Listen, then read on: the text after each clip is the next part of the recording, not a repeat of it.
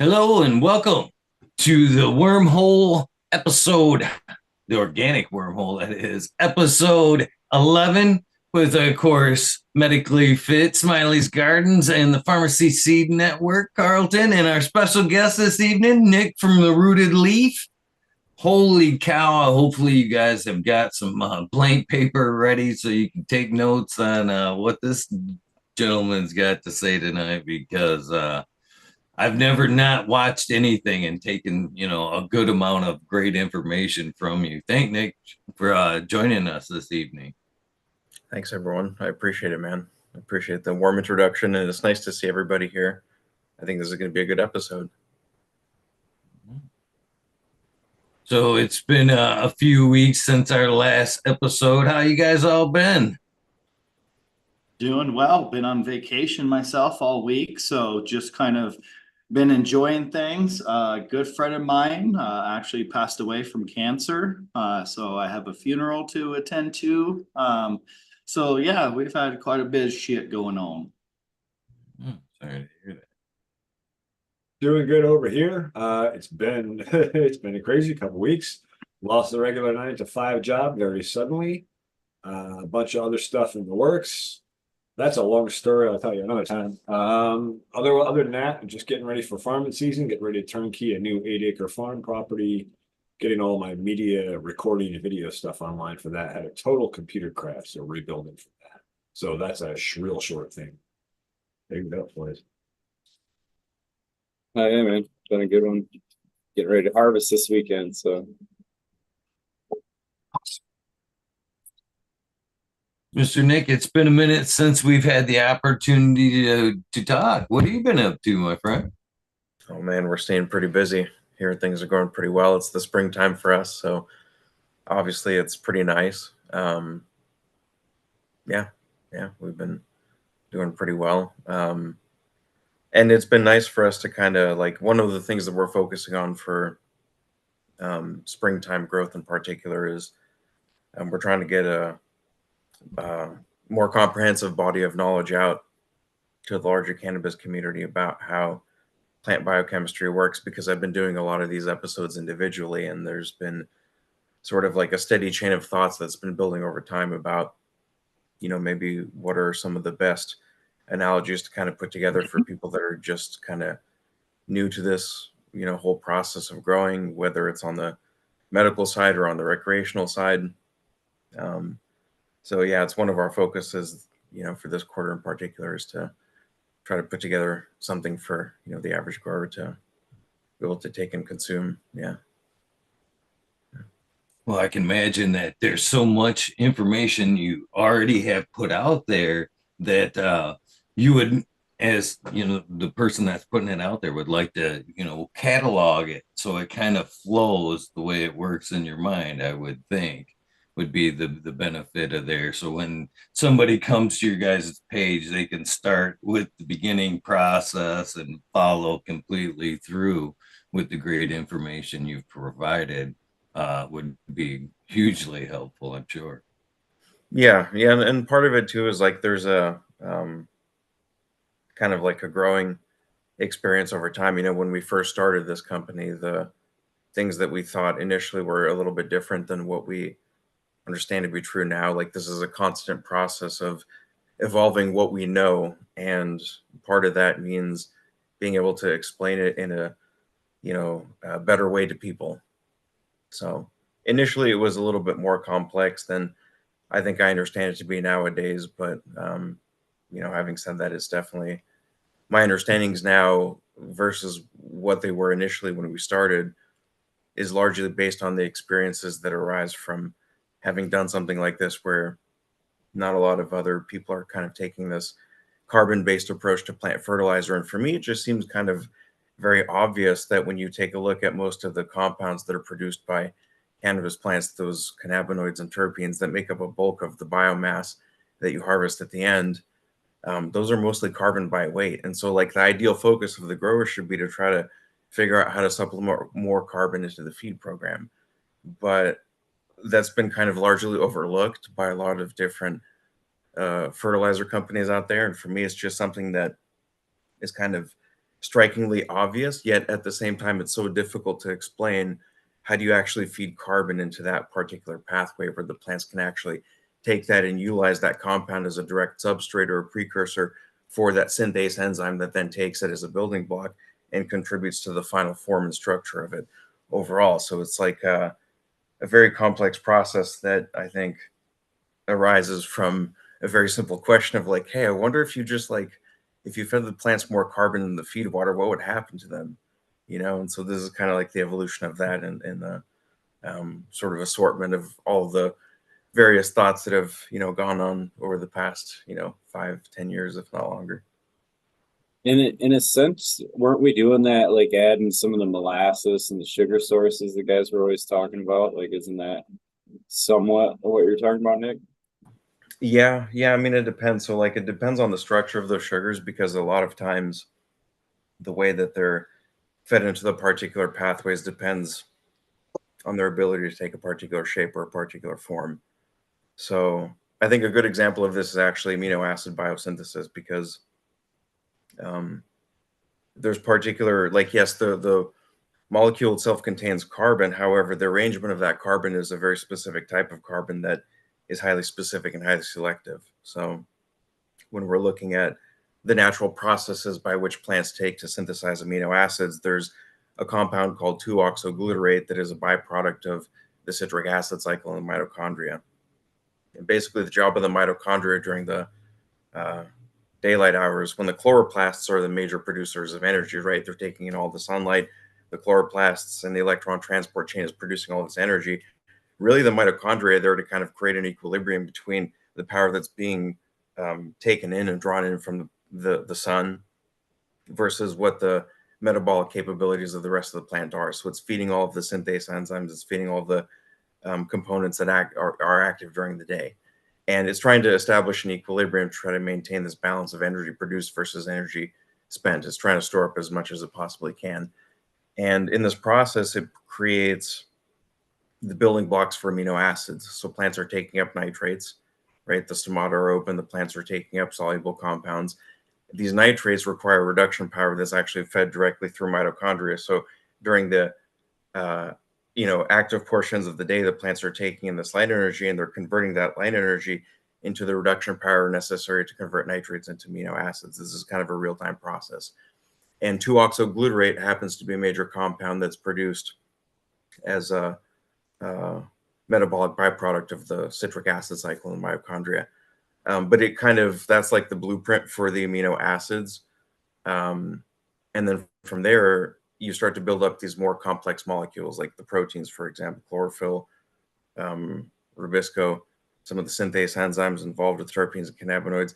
All these things are built fundamentally on the backbone of what was initially the flux of carbon through the mitochondria. And so this is like a really basic level at which plants accumulate a variety of different compounds, I guess you could say. The easiest way to explain that is not all flavors of carbon are the same, if that kind of makes sense. Nice. There's some differences, but yeah. That's kind of like super soil in a sense. All the dry amendments that are added for different carbon sources, to me, is kind of like throwing everything you can at it for carbon and letting it figure out what it's going to take up and utilize, because each one breaks down at a different rate. Each one has a different nitrogen, phosphorus, potassium type component to it.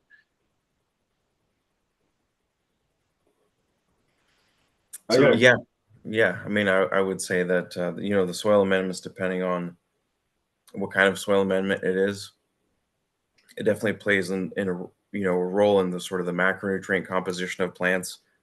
And these things are actually like pretty large to characterize overall. Like with nitrogen, for example, it's understood that nitrogen is a major component of the plant's biomass overall. Nitrogen is taken up in very large quantities. It contributes to a significant portion of the biomass, but about 90% of the overall nitrogen is sunk into either chlorophyll or rubisco. Chlorophyll is obviously the pigment that's involved in photosynthesis, so it's involved in taking light energy. And the second half, rubisco, is the protein, or the enzyme specifically, that's responsible for taking CO2 out of the air and converting it to a sugar for the plants.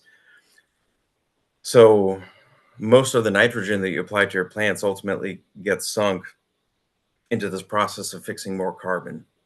Overall, if you have nitrogen deficiencies, one of the first signs is that you have yellow leaves. And the yellow obviously is a deficiency of chlorophyll. But again, this pigment's primary job is to literally power the process of taking carbon out of the air. And so if you have a deficiency in that, obviously it's also a bottleneck in carbon fixation overall. So a lot of times these elements that, we're trying to feed to plants, they kind of revolve primarily around carbon metabolism.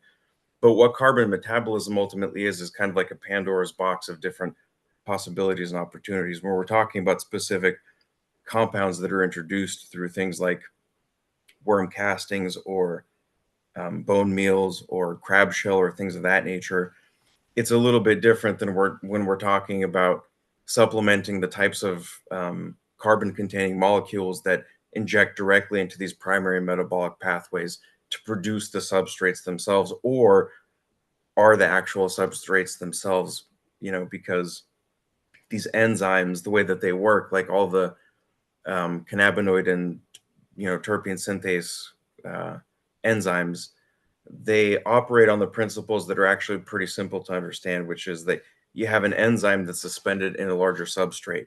Typically, this is how it works. Like when you look at pollen, for example, from tobacco flowers, the enzymes that are active in the pollen are suspended in a larger matrix of the actual substrate. So once they're turned on, these synthase enzymes basically operate in a way where they can just continue to operate because they're surrounded by a larger substrate. And part of this is kind of like a thing that's figured out by the plants at large, is to figure out this enzyme substrate complex, which, by the way, defines a lot of the kinetics that are associated with enzyme function in general. They're called Michaelis-Menten kinetics. But if you can increase the substrate pool for these enzymes to operate on in a direct way, in particular, you increase their activity overall, as opposed to something like supplying worm castings or organic matter, or things that, generally speaking, take a little bit longer to break down over time, because it's like a lump of charcoal is different than race fuel inside of, a high horsepower engine. These things are fundamentally different. You have to kind of break down the parent material in order to be able to inject directly the substrate into these high octane engines, just like the terpene and cannabinoid synthase enzymes are. So I was told from a dear friend of mine that you happen to know, and you kind of talk to every once in a while, Doug Dung Beetle. He said, if I were to use your product in my living no-till beds, that I would not use necessarily the recommended amount that you're recommending, because he believes that, what do you say, something about the calcium product alone, it's like you're talking that race engine and throwing the cow mag that you have. He said it's just going to everything's just going to go crazy on you. You're going to get imbalances if you're not paying attention to what you're doing, because listen, Nick's product is like something you haven't ever played with before. Before you let me throw some context in on that, because I have an experience to relate to that. Because I switched over recently from my mixed soils to a Kiss Organics blend as my base blend. And I've been adding neem cake to try and build up that, insect suppression effect from the Azadirachta. But I also work with Advancing Eco Agriculture products, and I use a range of their inoculants, BioCoat Gold, Biogenesis, and a few others. And so that soil was working great until I inoculated, and then all of a sudden I have this huge excess nitrogen level. And I think what's happening is we're fixing extra nitrogen, and now we don't need the nitrogen in the soil, so now we have too much. Now we're out with too much nitrogen and not enough calcium. Love to hear your calcium perspective. I want you to go ahead, but I just want to throw my little 2 cents on that. Yeah, I mean, so like generally speaking, the way that our additives work is because they deliver, and again, it's a very concentrated soluble source of carbon that participates directly in these primary and secondary metabolic pathways in plants. The way that the products work, they inject this soluble nutrition into the plants. And I think that by and large, how it works, generally speaking, in living soils is that it kind of supports the living soil chemistry, because we have these plant extracts at large that contribute to the long-term formation of sort of the humic substances and the humic fraction of the soil. I've personally seen very good results with like earthworms in particular. They do pretty well with our products.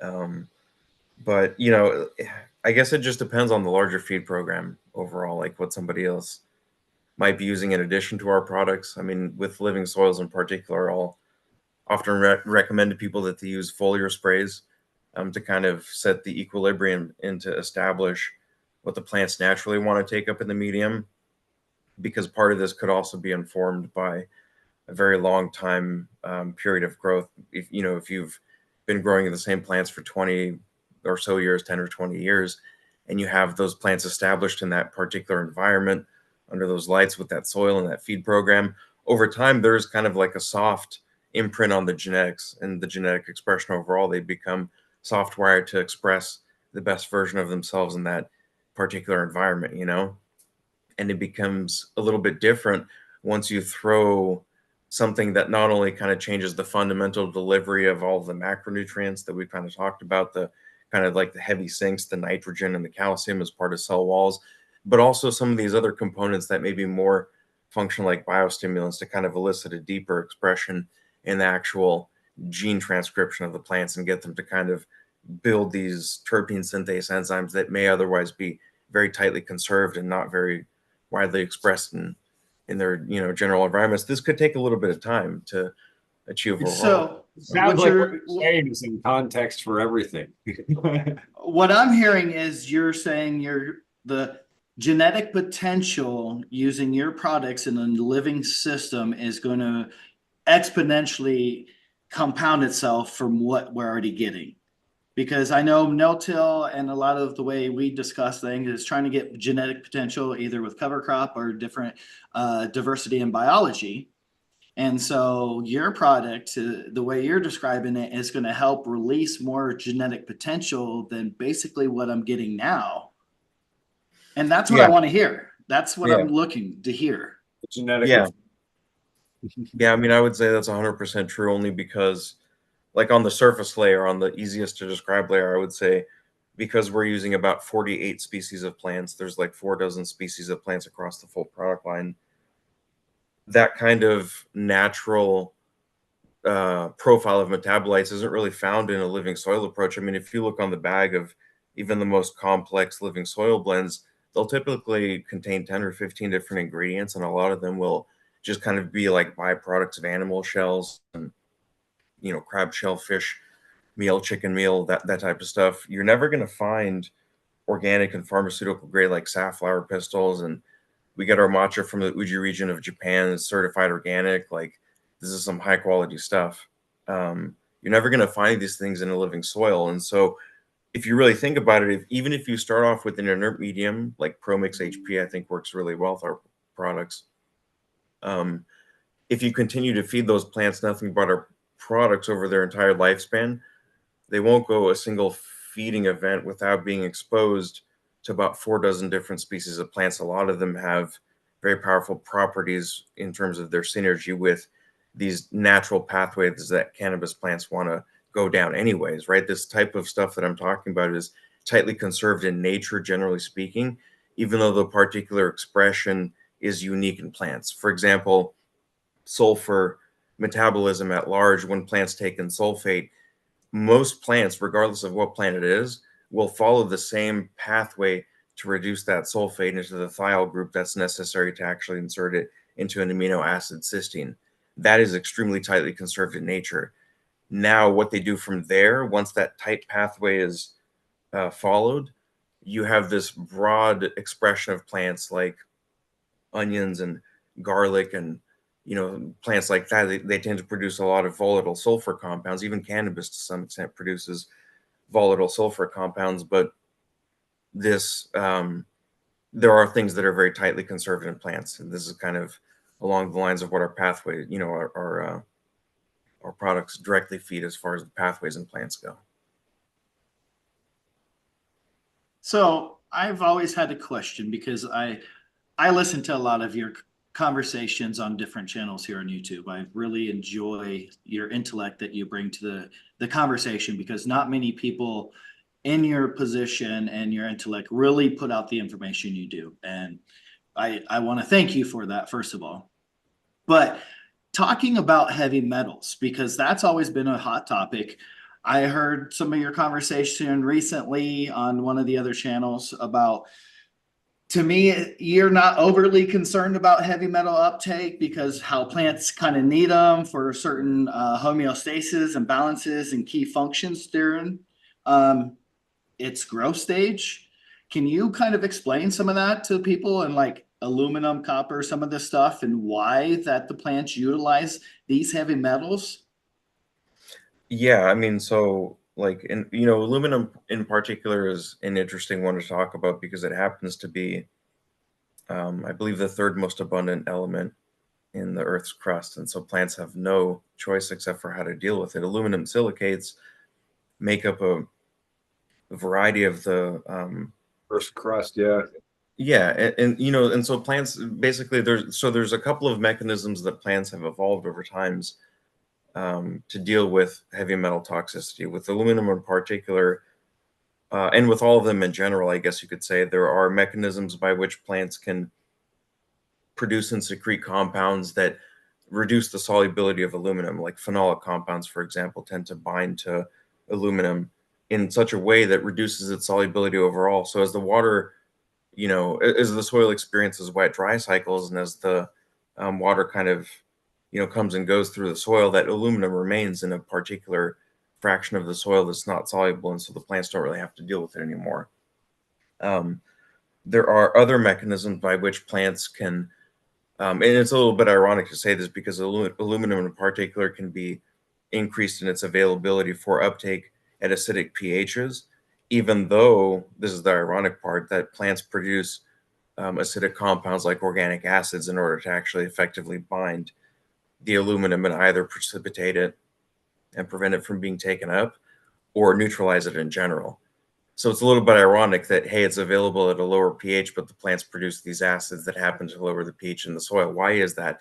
And the reason for that specifically is that because aluminum and some of these heavy metals are only toxic because of their particular ionization state. So when they have the ability to interact and steal electrons from various cellular constituents, they're actually going to break them down and oxidize them irreversibly at times. So, the plants, if they don't find a way to decrease the solubility in the soil, one of the other mechanisms is to just simply avoid deal with the unavoidable and take up the aluminum, but create it in a soluble form where the ionization state is neutralized. We see this sometimes in the form of hydrangeas. They can take up aluminum, for example, and accumulate it in the actual flower petals. And this is kind of like a discharge mechanism, if you will. They're capable of taking up aluminum, binding it so that, yeah, it's soluble, but it's okay because it's not ionized, and so it's not going to do any damage to the cellular components or the photosynthetic machinery or any of these engine enzymes that rely on electron transport. And they just take them up, they accumulate them, and they store them passively. I have a great example of that for you too with blueberries. I know John Kemp from Advanced Eco Agriculture was talking about blueberries and about organic and regenerative blueberry production versus the typical practice where they use aluminum sulfate to try to acidify the soil. And he talked about how that influences the soil biology. And you're really not acidifying the soil. What you're doing is setting the soil biology to get acid producing bacteria in the soil. And then, like you said, at the end of the day, you put all this aluminum sulfate down. Now the plants have to deal with the aluminum, and the sulfur. All the sulfur did was catalyze that process. You could basically leave the aluminum out of it and just get the pH of the soil down through natural regenerative processes. So yeah, and interesting, the hydrangea, same thing. Like, well, they'll switch colors based on whether you got acidifying bacteria in soil profile or not, right? Well, yeah, and also, I mean, besides like the specific compound that's produced, so you have these anthocyanins, which people are very familiar with, right? The blue pigments, the purple pigments. In the context of certain plants like hydrangeas, they may produce these anthocyanins to form what are called metalloanthocyanin complexes. So this is a way or a mechanism by which plants can produce pigments that actually function to bind to these heavy metals that are being taken up and excess in some of these soils. So it's a strategy by which plants have evolved to kind of deal with some of these stressors, such as the third most abundant element in the Earth's crust. Like, plants have been doing this for a while. So, to answer the initial question that that was raised, with our products in specific, because we're using food grade plants, pharmaceutical grade inputs, all of the heavy metal thresholds that we have to meet by virtue of being food grade far exceed anything that is a fertilizer grade, right? A lot of the kelp, for example, that's out there on the market is a technical grade kelp. It's a lot cheaper than what we make our root anchor with. Those plants, that we work with, they pass things like radioactive isotope testing. So they have to be able to pass food grade thresholds. And this allows us to use them in, relatively high concentrations and kind of pull out what we need without worrying about any kind of heavy metal accumulation or anything like that. We did recently, about 2 or 3 months ago, get some heavy metal testing, results back on our products. And I mean, everything is very clean. There's no detectable heavy metals in any of our products. I think Root Anchor has maybe 100 ppms of aluminum in the parent material, but kind of like what we had just talked about, 100 ppms is nothing. If you end up feeding that to your plants, I think at 4 milliliters per gallon, you're going to get 0.1 ppms of aluminum fed to them. And that's, that's not something that the plants are ever going to take up. It's kind of bound. And, there's a lot of complex organic material kind of separating, the aluminum from plants taking it up. So it's a very clean product overall. So what about like other heavy metals like copper, iron, boron, manganese, things like that? How essential are the plants in utilizing some of those heavy metals for key functions? Because I know that like our bodies use a lot of heavy metals, arsenic, lead, even for certain key functions, and the plants do the same. But there's a lot of people out here like new growers that aren't understanding some of this yet, and we're trying to help them understand some of this. Yeah, so I mean, the function of some of these microelements is actually pretty important overall. I guess you could say they're required in smaller quantities than, like the NPK fertilizers are. Probably we're looking at maybe 1 to 10 ppms.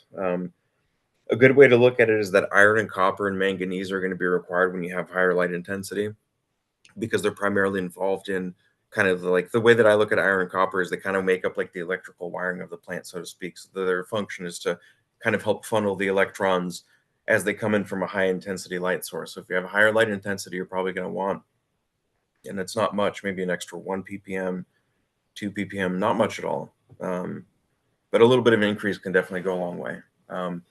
Manganese primarily is involved in oxygen evolution, quote unquote. The idea basically is that when plants capture the light energy, what they're trying to do is split water molecules apart. So you have H2O coming into an active site of the oxygen evolution complex, which contains manganese at its core. It's one of the structural components. Is actually manganese, and calcium is also one of the constituents of it. But the active site effectively separates water. And so you have this charge separation that occurs if you have hydrogen, protons being produced, you have electrons being produced, and you have molecular oxygen being produced. And the electrons obviously get funneled off towards the electron transport chain. They kind of, like an alternator, they can kind of, feed the engines, so to speak, as they're running, just exactly like a car alternator does. And then you have the protons going towards contributing for ATP biosynthesis in the chloroplasts. And then you have the plants producing molecular oxygen. As everybody knows and learned a very long time ago, plants actually breathe out O2, and that is the direct mechanism by which plants do so, is a manganese-containing protein complex, oxygen evolution complex. Zinc itself is a particular, it's responsible. I kind of liken it to a cleaner, so to speak, for the oil pump or for the fuel pump. Basically, as the plants go through their natural metabolic processes, they accumulate a lot of oxidative stress, right? They kind of, just like wear and tear naturally over time, they kind of, being exposed to an oxygen-rich environment and taking electron energy from the sun, this is a very stressful environment. It's a very dynamic environment. So they naturally generate a certain degree of stress. And that stress can be quenched, that oxidative stress can be quenched by certain antioxidant enzymes that happen to contain zinc at their active site. And these catalyze reactions that help the plants maintain a homeostasis, or a balance between the redox states of various cellular components. And so, the micronutrients at large are very responsible for sort of like the proper signal transduction in the plants. You want to make sure that you have the correct amount, which isn't that much. Again, it's a very small amount, maybe 1 ppm or 10 ppm. You want to make sure you have these present so that the plants have the right signals being sent across the various pathways that are responsible for these large processes, like photosynthesis, for example, in the chloroplasts. Mitochondrial respiration naturally produces oxidative stress. So you want to have antioxidants there. And as it turns out, a lot of these antioxidant enzymes that contain zinc as their active site, the thing that's actually catalyzing these reactions, if you knock those enzymes out of plants, you no longer have a plant cell that's possible. So in order for the plant cell to even exist, requires zinc to be present. And that's why it's deemed an essential element, even though it's present in small concentrations. I will mention boron real quick too, is kind of like, I consider boron to be kind of like the gasket in the seal of the plant, so to speak, because the way that it interacts with cell wall constituents in particular sort of forms the tight seals of the plant cells, because the cell walls themselves are not very rigid. I mean, they're rigid structures, don't get me wrong, but they're also somewhat permeable to some of the things that come in, for example, as foliar sprays. There are compounds in foliar sprays that are capable of interacting with the outer layers of cell walls in a way that loosens those cell walls and allows the mineral chelates to be delivered inside of them, and then the cell walls can kind of close back up around it. So they exhibit some plasticity, and the way that boron works specifically in the context of micronutrients for cannabis is that kind of participates in the tight seal and the formations of the cell walls in a way that protects them from experiencing oxidative stress or pathogen stress, like disease pressures. Powdery. So It's on, just bo- go ahead. on boron real quick. How do we get that into our soils if it doesn't have it? Can I use borax and mix some of that into my soil to get boron in a sense? Yeah, I mean, you could, I don't know. I'd have to, try to take a look at borax a little bit more closely before I made a recommendation for that. But About 20%.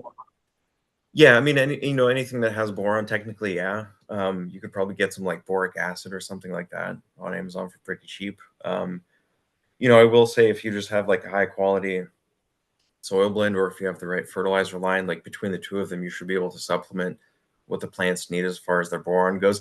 I've personally never seen a boron deficiency, because one of the things when you look at these micronutrients, and I often hear people talk about like boron as being this like major player in the way that plants take up nutrients and all this stuff, and it's a little bit interesting for me. But you have to look at the element itself and the way that it interacts with the cells or the plant's natural sort of like, what are the enzymes associated with processing that element, right? When we're looking at potassium, for example, like there's a lot of enzymes that respond to potassium. In fact, more enzymes are upregulated and downregulated by potassium than I think any other element. When we're looking at boron, it's like we have a much smaller list of enzymes that respond to boron, right? I'm not saying their role is diminished or it's insignificant. They are vital, don't get me wrong.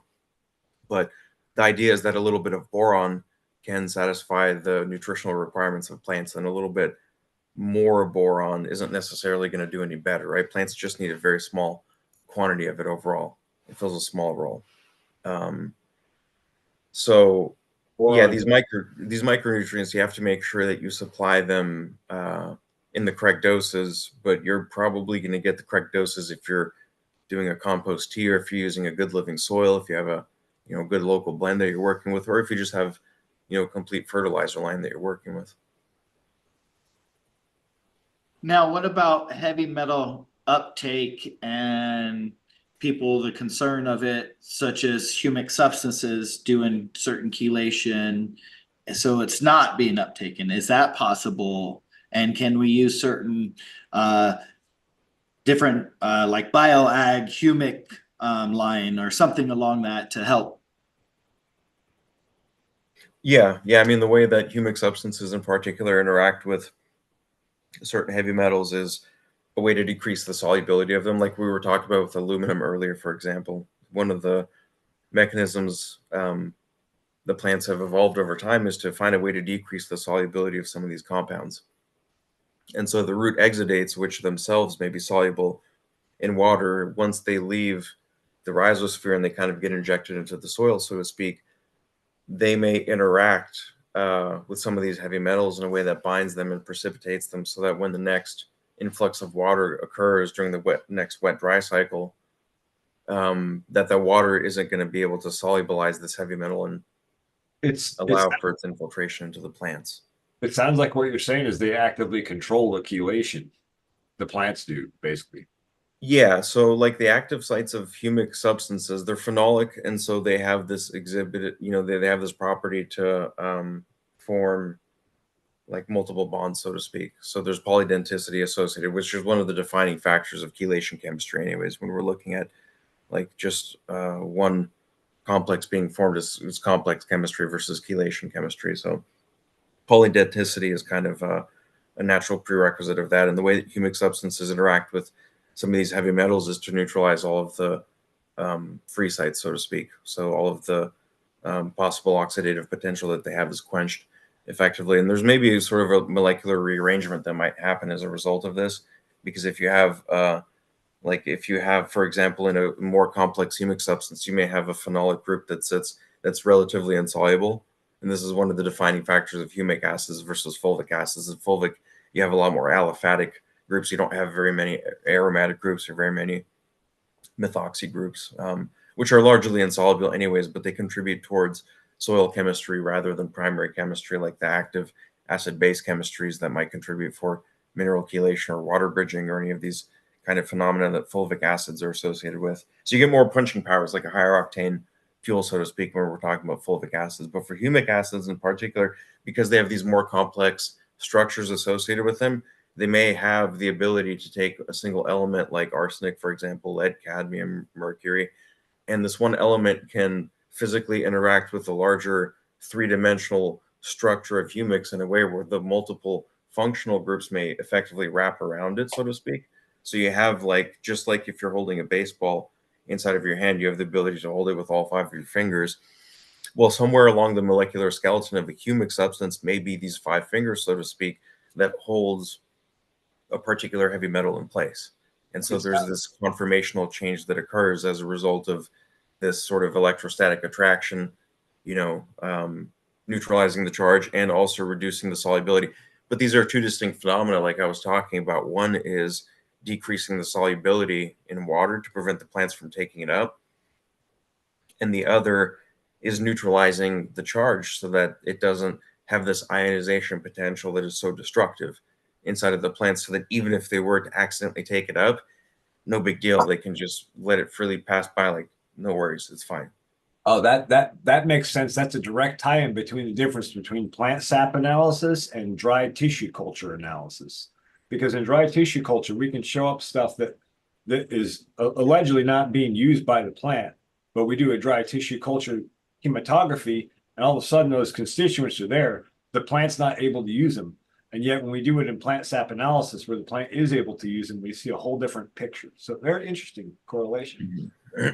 Yeah, and like I said, I mean, a lot of the compounds, they're produced like metalloanthocyanins, for example. A lot of these complexes, they can be produced. They're just mechanisms by which plants have evolved to deal with a large heavy metal stress, so to speak. Aluminum in particular is, again, a great example because it happens to be the third most abundant element in the Earth's crust. And so when we're talking about really old plant species and really old lineages, we're probably also talking about mechanisms by which they've learned how to deal with high aluminum loads. And a lot of them just come out as like colors and pigments and expressions that we might take for granted otherwise.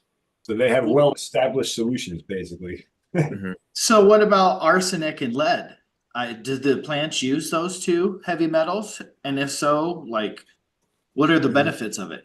No, Because I mean, I know some soils have it, and that's kind of the bad thing about some of the soils, especially composting. It's hard to get rid of some of this out of it, and people use a lot of compost. So What are your thoughts, Nick? Arsenic and lead are not required for any kind of primary biosynthesis or secondary biosynthesis. If you looked at the elements that are required for plants to grow from start to finish, basically from cut all the way to harvest, you would not find any enzymatic need or any purpose for arsenic or lead. So you want to try to avoid those if possible. But the thing about them is, again, they have this sort of, yes, those are specific elements, arsenic and lead, but they have general properties, and those general properties kind of fit into this umbrella of plants trying to reject these types of heavy metals. And so a lot of the compounds that plants produce through secondary metabolism might be very well suited for interacting with aluminum or excess zinc, for example, or arsenic or lead or mercury, cadmium. So, you know, the mechanisms may be a little bit more general, so to speak, if that makes sense. I'm kind of curious here, just because Medically Fit brought up the body, the way it uses the heavy metals and stuff like that. Now, the body does use minerals, heavy metals in positive ways, but in medicine too, they introduce things that they make us think it's good for us, but necessarily is not good for the body, and it's foreign, and it's just triggering a response. You know what I mean? So is there a reason to put heavy metals in there, not necessarily for uptake or use, but to trigger positive responses in the plant? No, I think, you know, it's worth eliminating in all cases that's possible to eliminate. You never want to introduce these things, because even if the plants are capable of taking them up, you wouldn't want them to take them up and to accumulate them in a form that you ultimately end up ingesting. So I wouldn't think necessarily, I'm not necessarily thinking about taking them up as the plants is providing a response not to take them up. You know what I mean? Or you know what I mean in that? yeah, so yeah, so I guess the context of the context of the question at large is, where is the we have to look at the parent material for some of these compounds like arsenic and lead and cadmium and mercury and things like that, because yes, they are components of nature. Obviously, no one went to a different planet, no one reached into a different dimension, and no one pulled like these elements out of nowhere. They always existed on this planet. But the idea is that when we're talking about, just generally speaking, the profile of the soils, these elements are in relatively low concentrations. But what ends up happening is, through human activity, something as benign as the brake dust, as you drive up and down the freeway, for example, you know, the brake dust, for example, may contain a high concentration of zinc. And as this progressively builds up over decades and decades of people driving across, you know, the freeways, and it kind of starts to contaminate and build up very concentrated amounts of these elements, which otherwise would not be as concentrated as they are. Arsenic is a really good example of that as well. In most soils, it exists in very small fractions, but as a result of human industrial activity, it may concentrate. You know, some of this is very benign, as like brake dust, for example. Other times it could be something a little bit more overt, like the actual waste that's produced as a byproduct of gypsum manufacturing, for example, for making drywall, or making steel. You know, yeah. So just like various industrial activities can result in the accumulation of these elements, steel making, aluminum casting, you know, like all of these industrial, like plastics manufacturing. What ends up happening is these very small elements that typically don't exist in high concentrations in the soil end up somehow getting worked out. And sometimes it happens as like a spill. Oops, it happened here and it contaminated, you know, this river. And, you know, it got into this rice paddy, for example.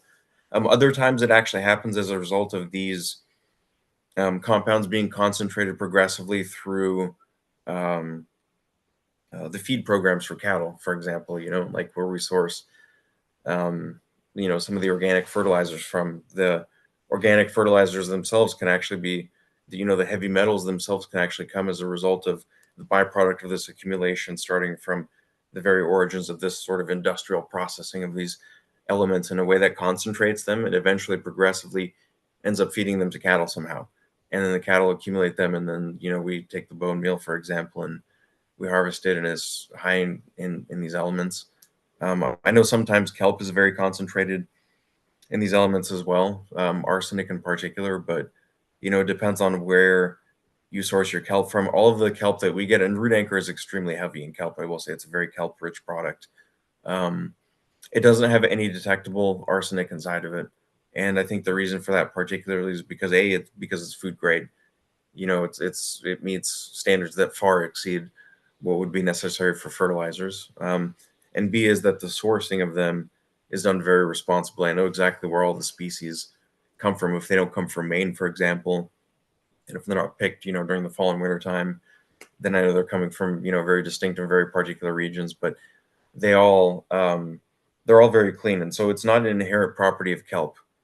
You're not always going to find kelp that's very high in heavy metals. It's only going to be in some cases where maybe you're just getting the stuff that's most cost effective, for example, which isn't necessarily the cleanest. But I will say that same thing doesn't necessarily apply to some of the organic animal byproducts that I've seen. In particular, I feel like for blood meals, I know there was an issue, and I think it could have changed a few years ago, as far as I understand. But it used to be permissible to allow cattle to be fed genetically modified feed processed through a slaughterhouse, the blood collected, in the actual room, where they slaughtered the cattle, dehydrated and then sold as an organic blood meal. And like I said, it could have changed over time, but my understanding is that the fecal coliform bacteria and the heavy metals and all the stuff that kind of accumulated in the bloodstream of that cattle, like pesticides that were in the food, all the antibiotics, all that stuff is basically bagged and sold as organic blood meal. And so it's a little bit different than us using pharmaceutical grade plants and things that are intended for medicine. And like the hibiscus flowers that we get, there's no machines that touch that land. It's only people that go out and harvest by hand, they process by hand, they sort and pack by hand, and there's the polyculture system going on. So we like to kind of support this regenerative agriculture process at the same time they source these ultra clean materials. And I think that in effect, because that's what we're trying to chase, that in effect allows us to source materials that have no detectable heavy metals, because they're not they're not coming from anywhere. It's not part of the process for how these things are brought into our supply chain, if that makes sense. One of the things that John Kempf always talks about along the lines of the heavy metals, like you're saying, is that like that equalizer concept, right? Where it's like, you don't want 10,000 pounds of boron or 10,000 pounds of copper, any of those in concentration without the others in balance is what constitutes an imbalance and consequently a poison. Just like we look at, even if you just go to like basic pharmaceuticals, which is an industry I don't agree with, but they look at the dose equals the poison, right? Like the small dose is a drug, big dose is a killer. We scale back from LD50 to X to get the effect. Same concept with this. It's just in plants and soil, right? Yeah. I mean, with the micronutrients, because the range of functions is broadly speaking kind of conserved. Like there's not a whole lot of enzymes that are associated with the function of boron, for example, and the ones that are pretty, they have pretty tightly regulated functions overall. They kind of fit into larger processes. But when we're looking at that compared to something like potassium is more like a flywheel. The potassium status in plants can kind of shift and inform a variety of different things. It's very flexible. It's always kept in a soluble state. It helps inform the flow of water across individual cells, the flow of water into the active site of the oxygen evolution complex, which, as we discussed earlier, is taking energy from the sun and splitting water molecules apart. So there's this kind of like huge buffer, so to speak, for potassium. You can feed 400, 500 ppms of potassium to the plants, no problem. I've seen that happen, but you could also feed less. You can feed 300 ppms, and it kind of depends on the circumstance. But you have this sort of large buffer and flywheel effect that happens. That's not necessarily true of some of the other elements. Sulfur may be a good one to talk about, because plants will actually oxidize excess reduced sulfur as a mechanism by which they can get rid of the excess sulfur from their tissues. And unfortunately, I feel like the sulfur boosts are kind of like a PK boost 2.0 in the industry. It was 20, 30 years ago, people thought PK boosts were the way to go, and nowadays it seems like people are all about sulfur, particularly because there's this association with sulfur and skunk smells, and people are like, yeah, I'm going to feed Epsom salts to my plants and I'm going to get them to, produce these skunk-like aromas. And they just, like, the larger context of it is that's not how it works. Ultimately, it works a lot differently for the plants. And so the appetite that plants have for these micronutrients is much smaller overall than the appetite for the macro elements, nitrogen and, I mean, phosphorus to some extent, but definitely nitrogen, calcium, potassium, silicon, even depending on the species. So it kind of varies. Yeah. So what about these other micronutrients like azomite that are using kelp that are full of these trace elements? How important are those trace elements? Should we use some type of supplement, or does your product have those trace elements in it, Nick? Well, I mean, yeah, because they're broad spectrum plant extracts that are, contributing to the larger soil chemistry. I would say that they contain these elements, but the real question is, are these elements contributing to any kind of primary effect or secondary effect? It's different when we're talking about the way that plants take up certain elements and incorporate them into their tissues. For example, the way that we looked at aluminum being incorporated into the metalloanthocyanin complex, for example. That may not serve any kind of, like, it's just a sequestration mechanism, so to speak. And so the presence of it being there in the plant and being taken up by the plant doesn't necessarily mean that it's processing it, so to speak. It's not contributing to some kind of larger effect that we want to see. And so, having said that, outside the context of maybe 20 to 24 elements, there's no benefit associated with these other elements. There's maybe ancillary benefits associated with certain plants, but when we're looking at cannabis specifically and the production of terpenes and cannabinoids, there's no primary benefit associated with vanadium, for example, even though it may participate in some, hydrogen peroxide detoxification mechanism in certain species of plants. That is one of the known functions of it. But it's not, again, these things exist kind of like separate from each other, so to speak. Cannabis plants are really good at making cannabinoids and terpenes, which is what we want. We don't really care about the other stuff. And that other stuff doesn't happen to contribute beyond the list of maybe 20 to 24 different, elements specifically. But I want to be clear and say that these elements are the ones that sit at the active sites of some of these enzymes that are responsible for catalyzing these transformations. So they play very significant particular roles. Above that, in a different kind of layer of it all, exists this larger context of biostimulants, like what's actually happening in the plant at large to induce the synthesis of these compounds. Like, what is the plant actually doing? Why is it making this terpene versus that terpene? It kind of begs the conversation to clarify terpene, promiscuity. A lot of people think terpene synthase and cyclase and the enzymes associated with making terpenes are a little bit promiscuous, but I feel like it's a evolutionary tactic that allows plants to remain remarkably flexible using a small number of particular synthase and cyclase enzymes. So, Well, when we're talking about terpenes too, what about flavonoids? Flavonoids. I mean, they're being produced around the same volatile compounds, right?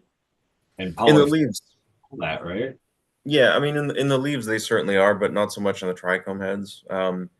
You could almost argue that depending on the flavonoid itself, because it's a sesquiterpene derivative or a C15 derivative, depending on the type of flavonoid, there's a large, category of compounds themselves, and a lot of them have overlap with terpene biosynthesis, polyketide biosynthesis pathways, but those tend to be a little bit more localized to the leaves. In other words, like the cannaflavins and the flavonoids produced by cannabis plants are more concentrated in the actual leaf material. In the actual trichome head, there are particular enzymes associated with certain enzyme, like like very specific steps I'm talking about, not larger processes, within the plants, but like very particular steps associated with flavonoid metabolism. But I would imagine those to be more, those revolve around producing antioxidants for the terpenes and for the cannabinoids themselves, which ultimately themselves are to some extent, antioxidants, and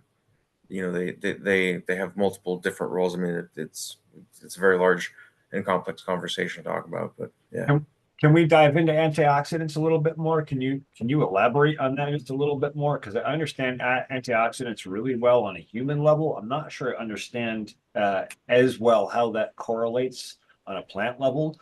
And I don't know if you're familiar with this stuff, but I'm guessing, given by the depth of knowledge you have, you probably have some understanding of EH and pH in that context as well.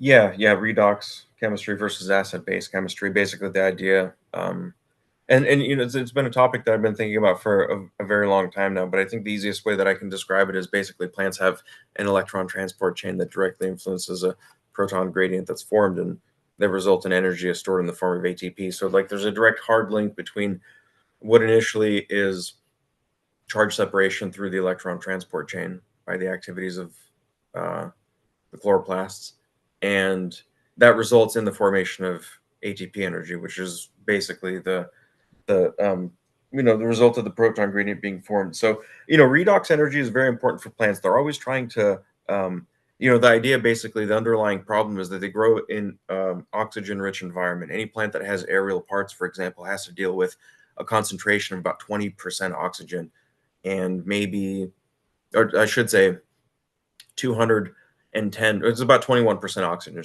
so 210,000 parts per million of oxygen versus approximately 420, we'll say 420 ppms of CO2.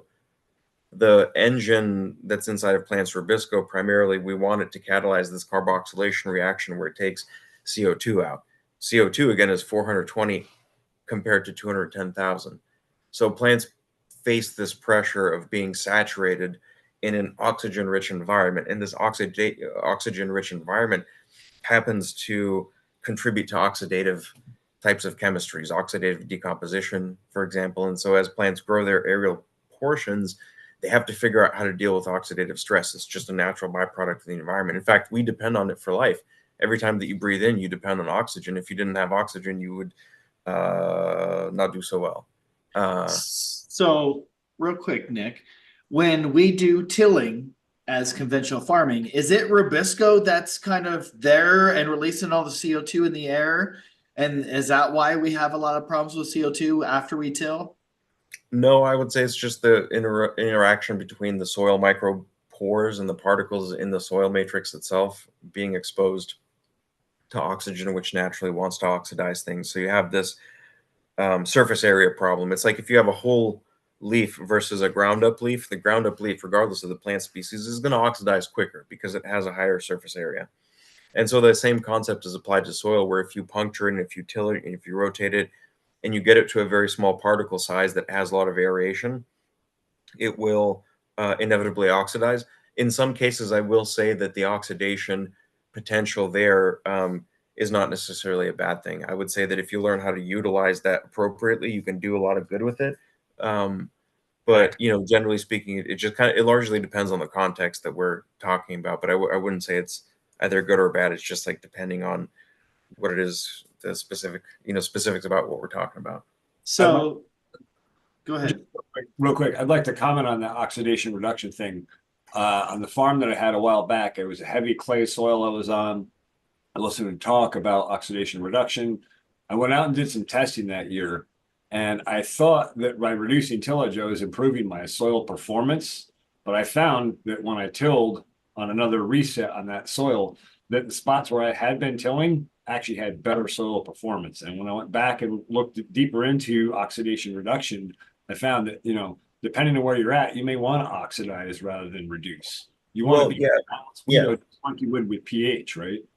Yeah, and so along those lines, I think that this fits into like a larger conversation around how humans have framed and shaped agriculture over the past 10,000 years or so. We've actually selectively chosen plants that, like in order to produce these sugars and produce all these compounds that we want, like in the apples and the blueberries, which blueberries I think initially were commercialized back in the 1920s. So they're relatively recent, but apples have historic lineage back to Kazakhstan. And for thousands of years, people have been selecting for these species. But, in conjunction with that, I think is the participation of a lot of these aerobic microbes, and particular microbial species that, they're there to support that kind of agriculture. I don't think it's necessarily bad that we've allowed this to, like selected for this and kind of allow this to happen, because it otherwise wouldn't happen in nature. I mean, think about growing your tomatoes in the middle of like just some random forest, just like somewhere without using anything at all. Like it would be really difficult to actually grow the food that you need in order to sustain yourself. Like you have to have intent behind that kind of agriculture in order to be able to exist on the same piece of land without having to move anywhere. Like that's an intentional thing. That's not just like, oh, I'm going to let some food grow and I'll figure it out. That's not how it works. And so, along those lines, being intentional in agriculture also to some extent means that you have to participate in the soil cycling chemistry a little bit. You have to introduce air. You have to make sure that the porosity is correct. You have to oxidize any of the reductive bacteria that could be pathogens if you have really rich soil, if you have really wet soil. You have to make sure that these things exist in a balance. But every farm is going to be different. Every farmer is going to experience different degrees of benefits associated with it depending on the crop that they're growing overall. You got me thinking that like we're not really managers, we're really sub-micro managers at the behest of the soil biology and landscape, huh? Yeah, and you have to kind of pay attention to the plants and what they want. If you're trying to grow really calcium-rich tomatoes, for example, tomatoes are really good accumulators of calcium, and so it's good to have that as a calcium source. But if that's what you're trying to do, then it makes natural sense to try to focus on the soil and say, well, what's the best kind of soil that I can promote for the release of calcium? If I have something that's like naturally going to create calcium soluble or soluble fractions of calcium chelates and complexes, then that's the best thing to plant the tomatoes in. Versus on the flip side, if you need something that drains very well, like cacti and cam plants in general, they don't like very rich soils. They don't like water retention. They need those wet dry cycles. They need the roots to feel those cold temperatures. And so if you try to focus specifically on the plant species, I think you learn quite a bit about what every plant needs and how to best feed it. Ultimately, it all comes down to learning how to feed plants carbon. I mean, even with cacti, for example, I didn't really expect this when we initially started, but over the past couple of years, we've gotten really good feedback about cacti. Particularly with CalMag Fuel and with Resin Bloom, they really, really respond well. And it kind of makes sense because cam plants are really good at metabolizing organic acids, but they may not like so much root anchor because root anchor is rich in humic substances. They like well-draining soils. They don't really need the organic matrix, so to speak. They need that kind of lack of organic matter to be able to go through all that stuff. And so it's been interesting. So I heard you talk once and another video, and I thought this was kind of a gold nugget because you talk quite a bit about calcium uptake and different ways to release calcium, and you brought up using vinegar as a possible way. Can you kind of talk about that a little bit? Yeah, I would say so vinegar or acetic acid happens to create a very soluble form of calcium acetate. When you're looking at using phosphoric acid or sulfuric acid, the calcium phosphate and calcium sulfate that form have much lower solubility. Off the top of my head, I'd probably say 100, if not 1,000 times lower solubility overall.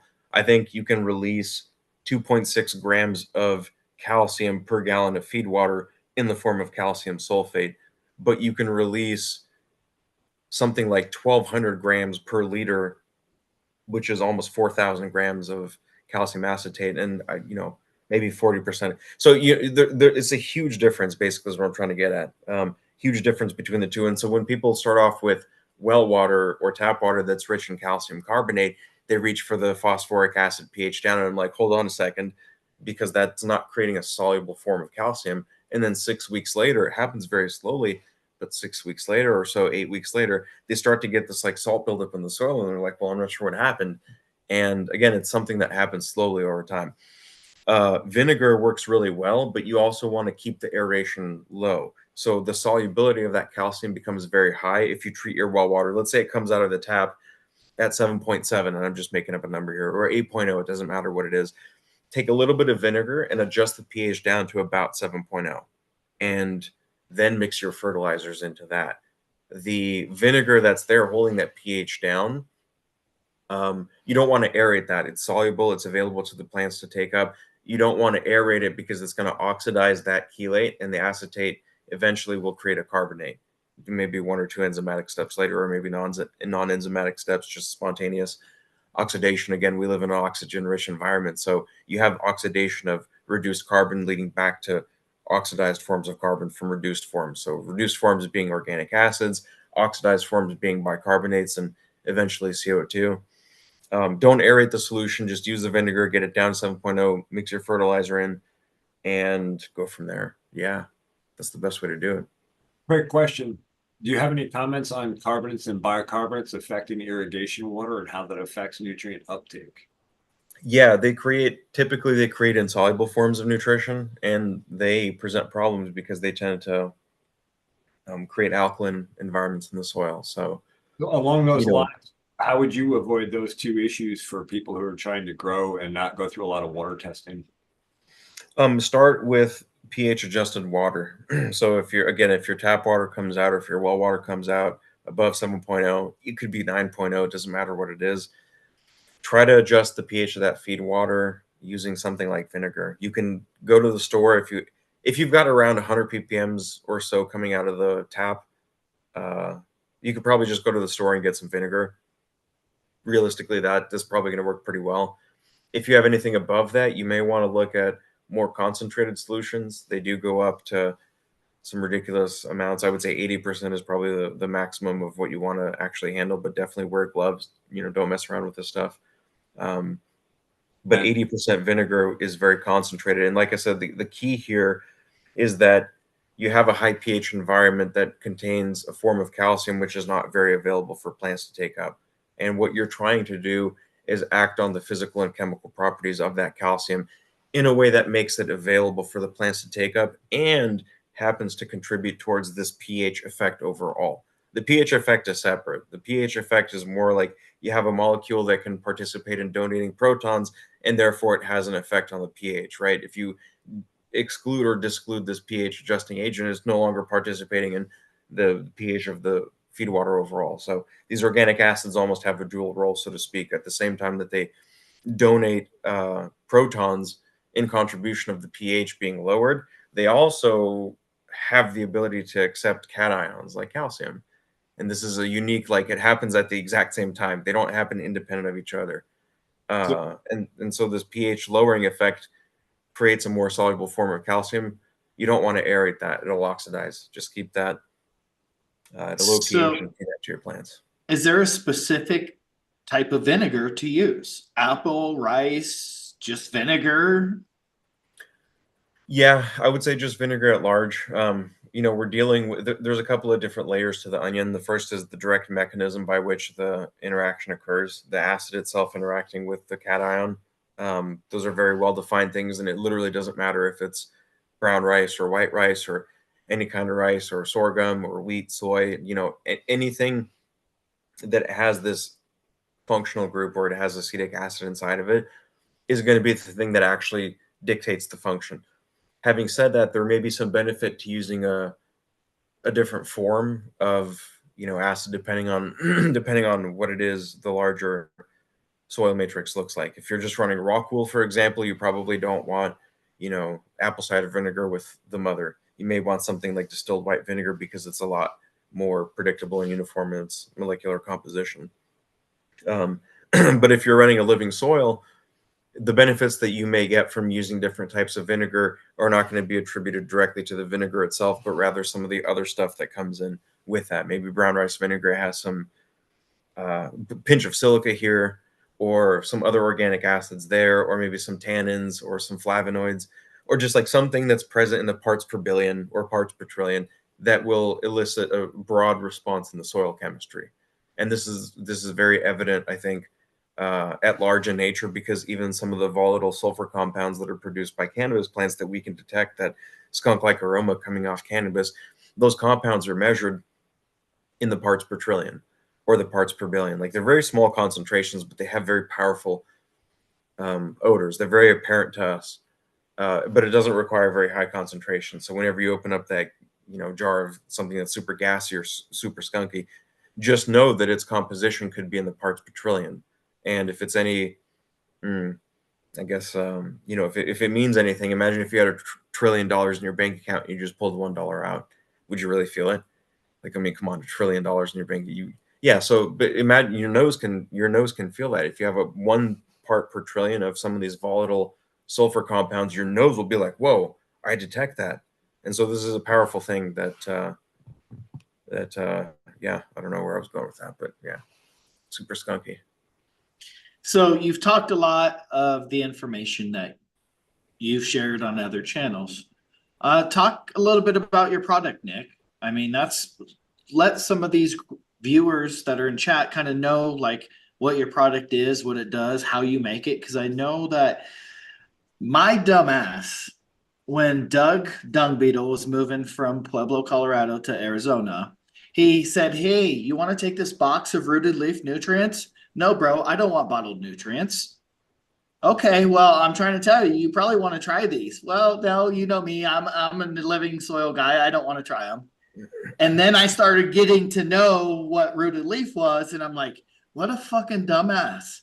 Doug, why did you fucking smack me and force me to take them fucking nutrients and use them? And he kind of chuckles about it. So can you kind of explain like your line of products to everybody?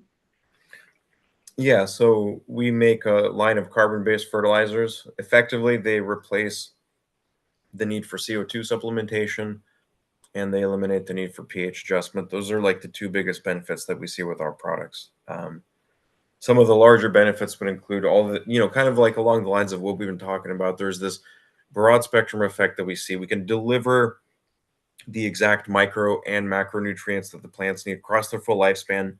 So from start to finish, they're going to be as healthy as they can be. But along the way, throughout their vegetative and throughout their flowering stages, they're going to be introduced to these compounds that help them kind of deepen the expression overall of what they're capable of achieving.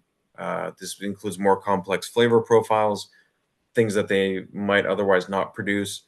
And sometimes it's the way that they look, colors, pigments.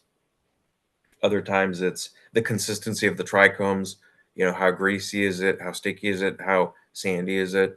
What are some of these characteristics that the plant naturally wants to express? So we see better expression with that in really old school genetics too, in particular. So yeah, I mean, it's a really it's a complete fertilizer line.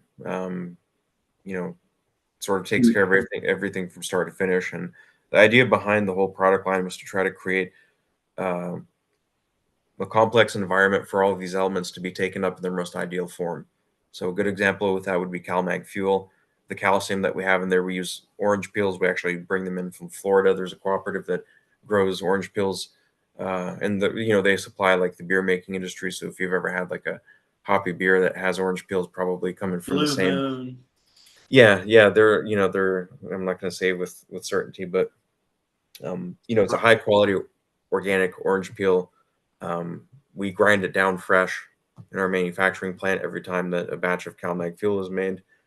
And this complex, like the fact that we're using these whole orange peels, allows us to create a more like we're creating the specific chelate for the calcium. So yes, it's available for the plants to take up. But if you look on the larger scale, there's this more complex soup of metabolites that are present that allow for the best possible interaction. So as the feed water works through the soil, for example, it just kind of like slides into all the various nooks and crannies and participates with all the fungi and the bacteria in the way that it needs to in order to deliver the calcium effectively to the plants. The products are basically meant to create the best possible form factor for those elements to be taken up in. Okay, you got me excited, but now I got to know, where can we get your products? Because I have no familiarity with this, but I'm super excited to integrate this and try it. So where can we get your stuff?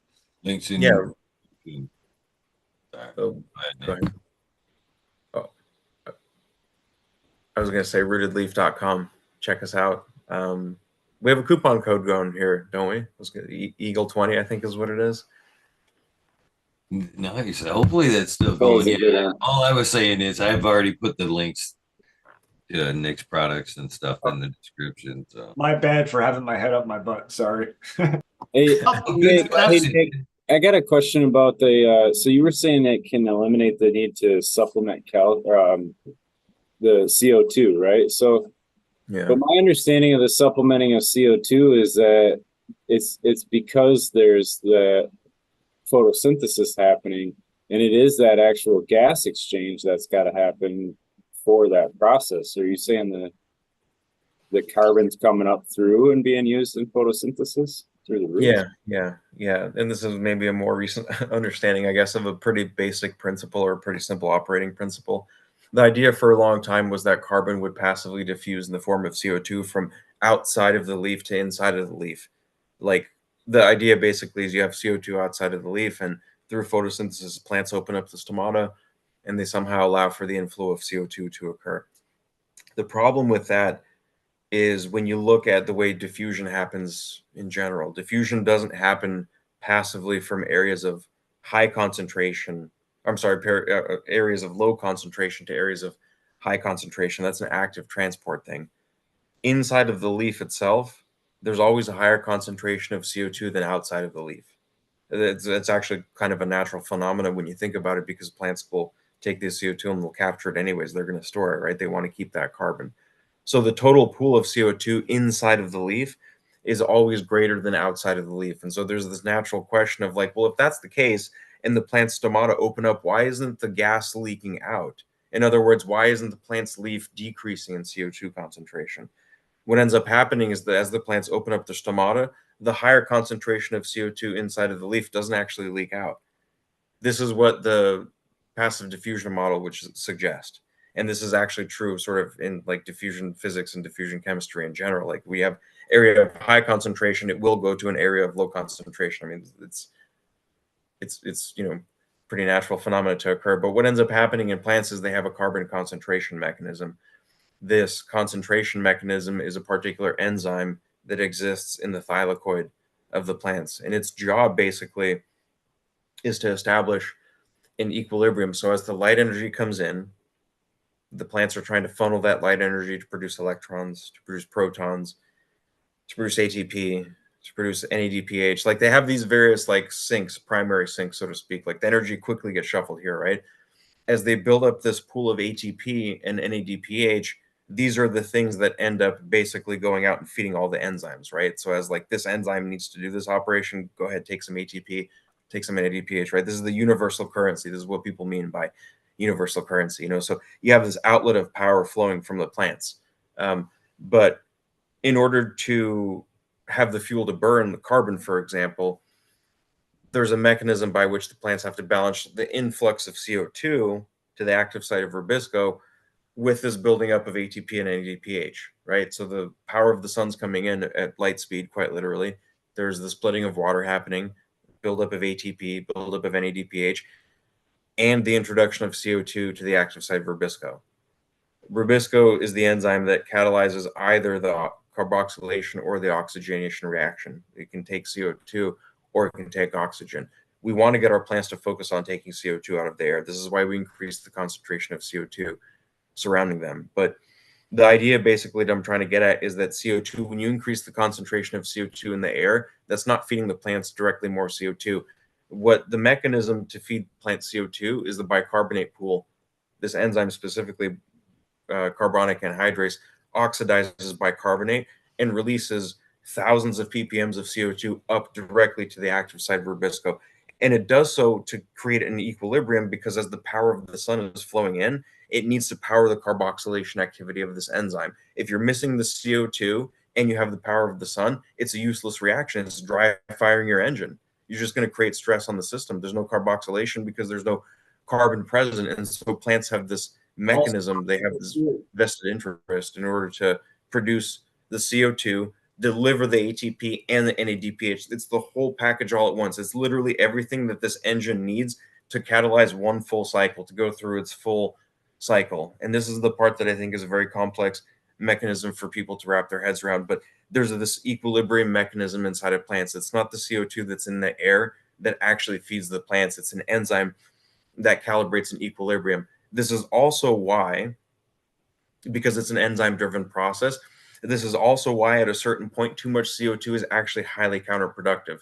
I don't know if anybody's ever tried this, but if you overfeed CO2 to your plants, you will lose yield. You will lose quality. And the question then becomes, well, why? I thought it was like a linear thing. And the problem is, again, the dynamics of this enzyme and the equilibrium that it creates, it relies on a particular range or a particular window. Let the enzyme figure itself out. It will feed rubisco and it will figure itself out. All you have to do is support the mechanism of that enzyme, and you'll be able to feed carbon to the plants.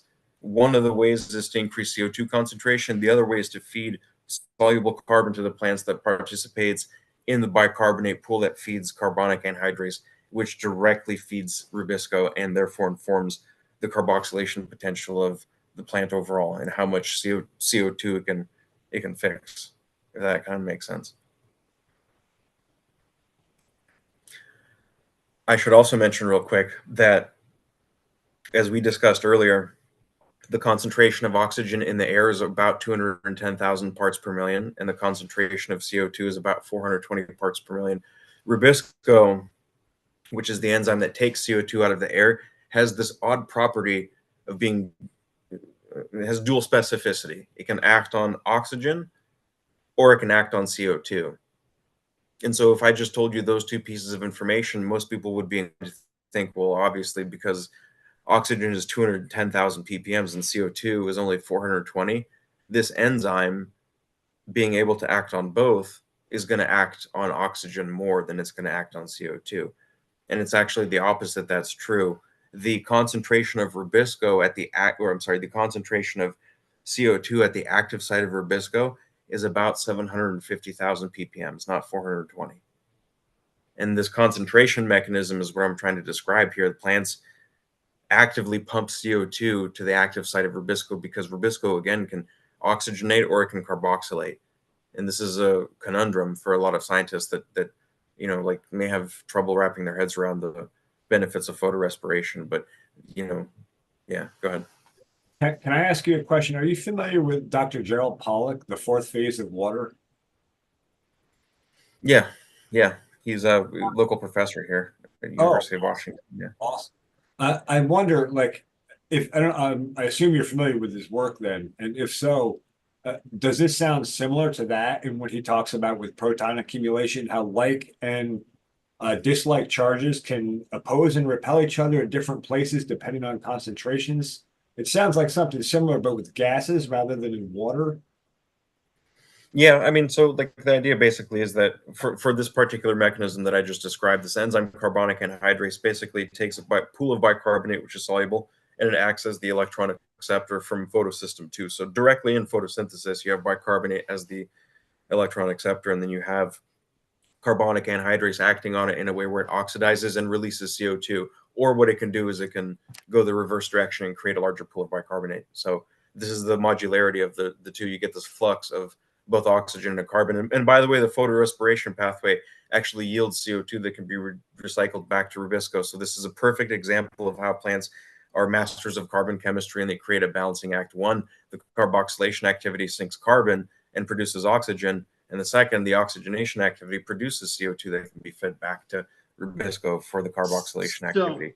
We had Chris Trump on here 2 weeks ago, and some of that back conversation that we were having, I was talking about, Nick, was Chris was talking about getting oxygen somehow infused down into the root zone. And some of the research that they were finding about having this oxygen or this, what was he claiming, like pressurizing? Double atmosphere. So instead of say 14.7 psi against 0, right, it'd be like almost 30 psi. Be 15 psi compared to our normal atmosphere, roughly. So is that at that point the Rubisco kicking in to utilize oxygen? No. So roots grow under a different mechanism. So the chloroplasts are going to be found on the leaf surface because that's where the greatest exposure to light is. And so chloroplasts are primarily responsible for producing the majority of the power throughout the day, basically. Roots, which are in the soil, will tend to have functions more associated with mitochondria, cellular respiration, right? They burn the sugars that are produced throughout the day. So the more productive a plant is in its aerial portions, the more directly that can inform root growth underneath in the canopy. So the idea basically is that you have mitochondrial respiration, which is oxidative phosphorylation. Chloroplasts go through something called photophosphorylation, which is obviously powered by the sun. Oxidative phosphorylation in mitochondria is a little bit different. So you could increase the concentration of oxygen to the roots because they breathe just like human lungs do. But there's a limiting there's always a limiting factor. I will say, if you have the rest of the environment perfect around you, and the only limiting factor is the concentration of oxygen that the roots can be exposed to, then increasing the atmospheric pressure definitely helps. But if you have a draw on that oxidative phosphorylation without a coupling direct, like if you have really low light intensity, for example, if you have a really crappy grow environment, if you're growing like, under 10-watt LED, like nothing at all, right? No amount of extra oxygen is going to help your plants grow faster. It's literally a lack of sunlight and a lack of power. So these things have to be coupled directly to each other, because the potential for oxidative phosphorylation in the roots that utilizes the extra oxygen and results in extra growth is going to be directly coupled with how much stuff can be produced from the canopy. I can totally relate to that light thing, because I had old HID technology when I first reset up my grow labs again. And I finally just in this last fall upgraded to LED metagrow lights, and the light intensity and distribution, like the growth is phenomenal now. I didn't realize how bad it was under the old HID lights. So yeah, huge difference. And I didn't change anything. Initially I didn't change anything, and the growth just exploded. And then of course I adjusted the soil, and now it's even better. But huge difference, just one factor. Yeah, and there's something to be said about the way that light concentration influences protein density. So like chlorophyll and rubisco are good examples. If you have a high intensity light, what that does is it promotes, like any surface area, square inch by 1 square inch, right? Just single square inch surface area. If you have conventional lighting, fluorescent lighting, or if you have LED or high intensity discharge lighting, what you'll find is that the concentration of chlorophyll and the concentration of rubisco, even though the surface area is the same, the concentration goes up. And this is one of the mechanisms by which I think people, they initially get surprised, like when they go into high intensity lighting or LED lighting, that the plants need more nitrogen, the plants need more calcium, kind of disproportionate to how much they're growing. Like they grow more dense, so to speak. They grow kind of like with better structure, more firmness. They grow a little bit more densely. But again, this whole surface area thing, you can concentrate the amount of chlorophyll and the amount of rubisco if you have high CO2 or carbon concentrations, or if you have high light intensity. If you're feeding soluble carbon, you can actually, interestingly enough, the plants have actually been shown to respond to soluble acetate-based fertilizers, because acetate is the most abundant, one of the most abundant metabolites in nature. In fact, the most abundant rooting hormone in plants is what we call IAA, or auxin, right? Indole-3 acetic acid. And the acetic acid is the important part to remember here. So acetates are very important for very primary metabolic needs for plants. And as it turns out, that when you supplement these acetates, you can upregulate or increase the biosynthesis of things like rubisco, which to me is very interesting, because it suggests a mechanism by which carbon is first delivered in a soluble form to the plants, and then that gives rise to the ability for the plants to capture it in a gaseous form, like we see with CO2 and rubisco in C3 plants like cannabis.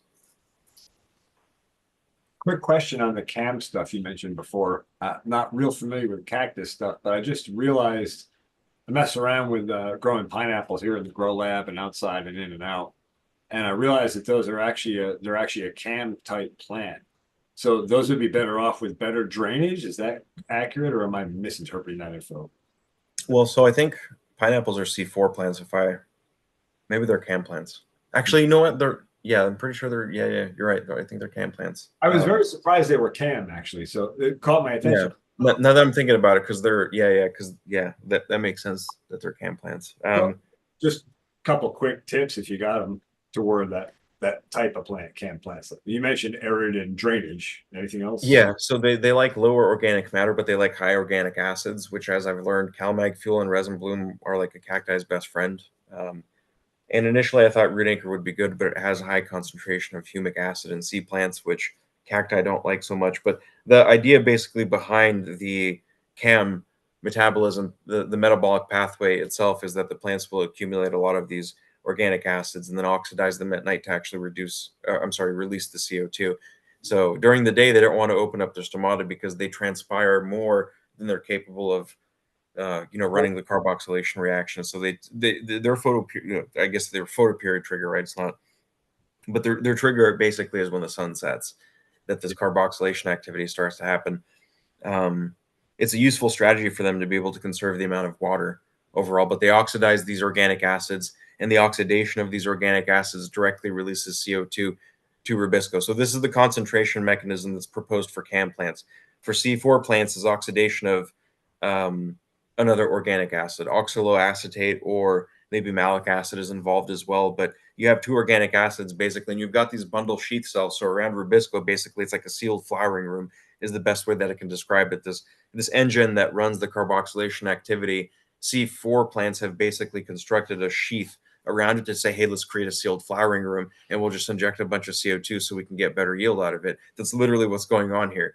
And what they do is they oxidize this organic acid and release CO2 directly to the active site of rubisco. This is particularly useful in environments that are very hot. So anytime that you get close to the equator, or if we're in tropical regions, what ends up happening is the solubility of CO2 and water decreases pretty substantially. And so the ability of rubisco to actually act on it becomes lower. It's just like if you open up a can of soda on a hot summer day, that all the CO2 wants to leave. But if you're on a cold winter day, for example, opening up the can of soda, it's not, you have several minutes to drink it, right? It's gonna stay bubbly for a while, but on a hot summer day, it goes flat. Plants have to deal with the exact same thermodynamic equilibrium that's created. The solubility of CO2 decreases as the temperature goes up. So near the equator, as they're trying to pull CO2 out of the air, they've evolved this way of like, hey, how do I increase the solubility of CO2? I know what I'll do. I'll create a sealed flowering room and we'll eject the carbon. Where does the carbon come from?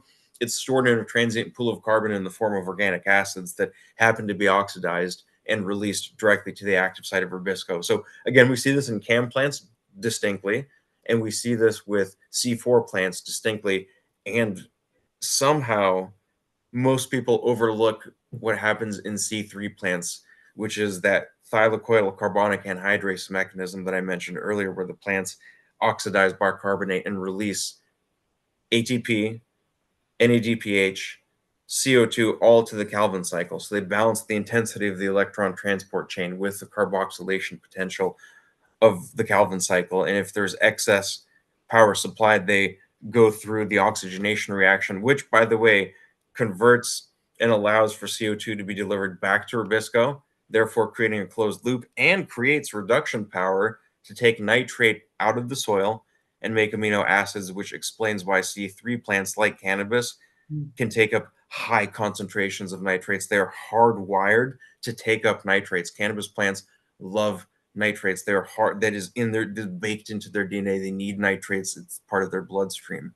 In fact, if you give them amino acids, if you give your cannabis plants amino acids, they'll oxidize those amino acids, convert them into nitrates, take up the nitrates, and then process them back into amino acids. They love it. Nick, can we drill down into nitrate reduction a little bit while we're on that subject, since you led right into it?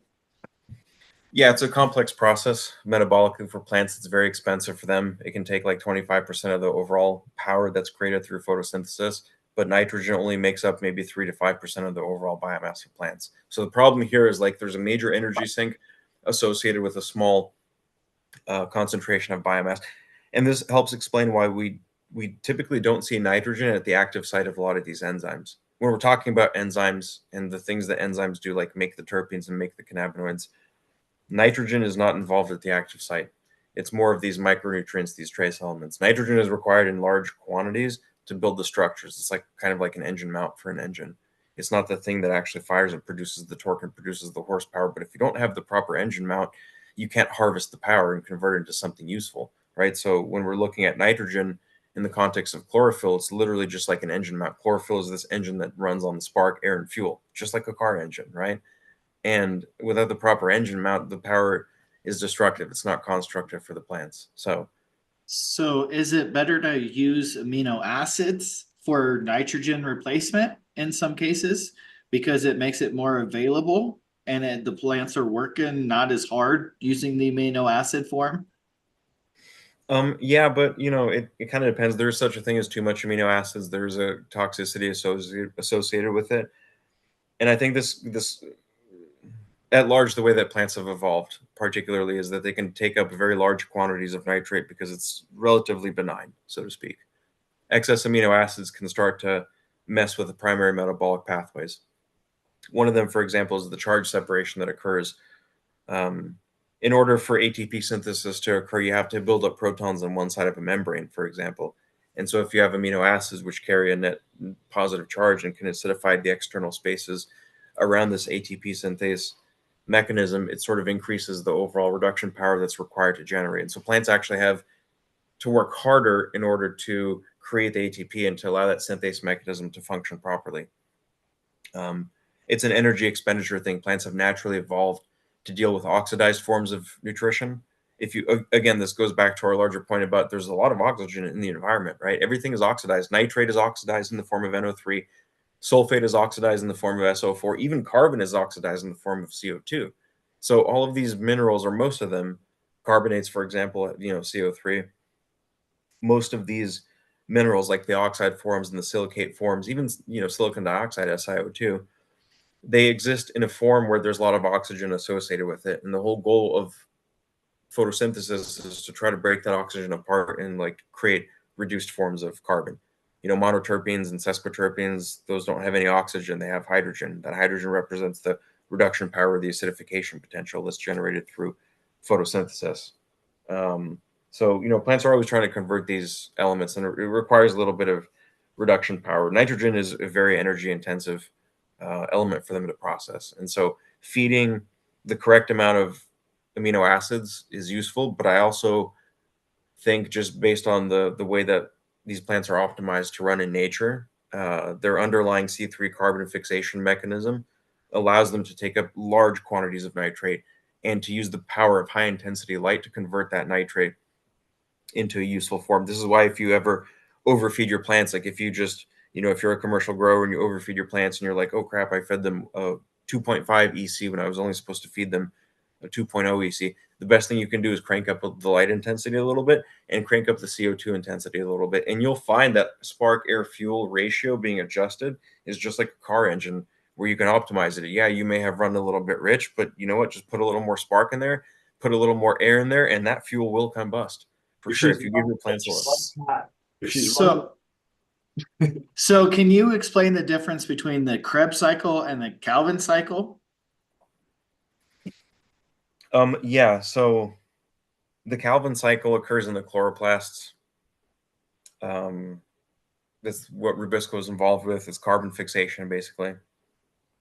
And the Krebs cycle occurs in the mitochondria, and that's the tricarboxylic acid or the citric acid cycle. So the important thing that I think people should understand about these two cycles is that they both talk. There's a lot of crosstalk between the two of them, so that when the lights are turned on, you have activity associated with the Calvin cycle, right? Plants are using the power of the sun in order to split molecules of water apart and to generate this reduction power. And ultimately, this is all just a very complex attempt to take CO2 out of the air as delivered by carbonic anhydrase in the case of C3 plants like cannabis. And it allows this carboxylation activity to occur. This directly feeds the mitochondrial pathway. So you have this influx. So as chloroplasts are doing their thing, powered by the activities of the sun and the amount of carbon that's being delivered, that the metabolites of that through the malate valve, basically malic acid valve, will open up and it will deliver substrates into the mitochondria, which will then undergo oxidative phosphorylation rather than photophosphorylation. So now they're taking the stuff that the chloroplasts produced and using that as a building block to produce their own thing.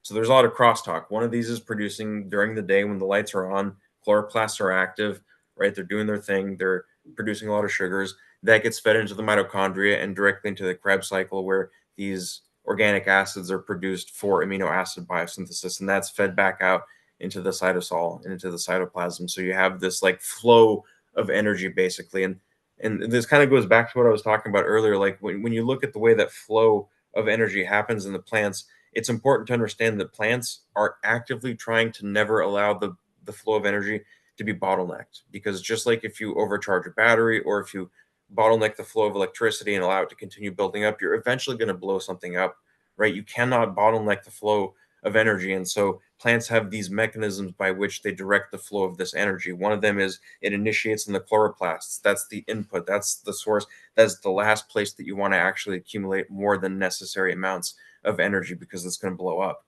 So all of that energy has to get funneled out. That gets funneled into mitochondria, that informs the activities of amino acid biosynthesis. It produces that 2-oxoglutarate that I was mentioning earlier through the Krebs cycle, citric acid cycle.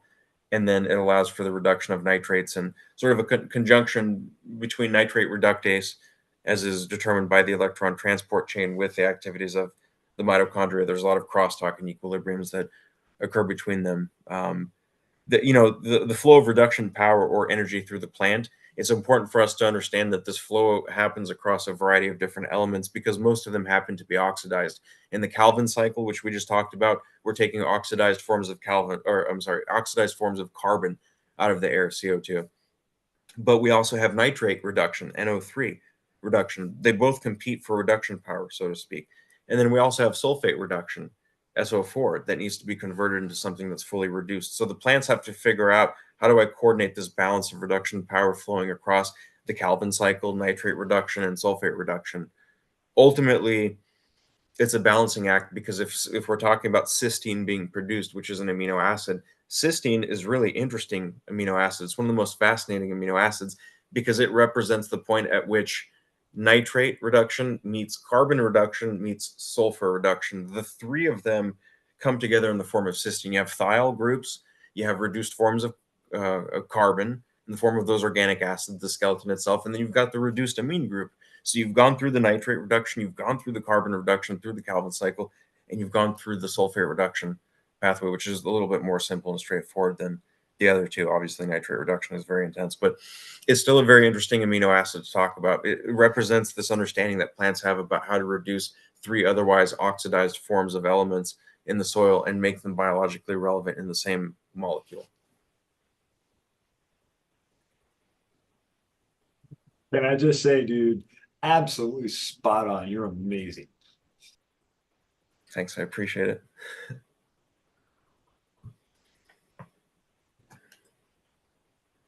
I hope I'm not just ranting on and on here, but No, like a lot of us, Dude, that's the clear, concise explanation I've ever heard.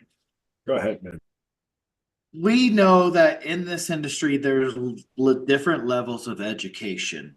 And for people that are semi-educated and have looked for resources, it's great to find somebody like you that can explain a lot of the stuff that we're trying to find, because it's like going to a professor at a university. Here you are in front of us giving us these lectures on stuff we've been trying to learn and understand ourselves. And that's why I was thanking you earlier, because there's not many people like you out there, Nick, that you're above and beyond most people's intellect here.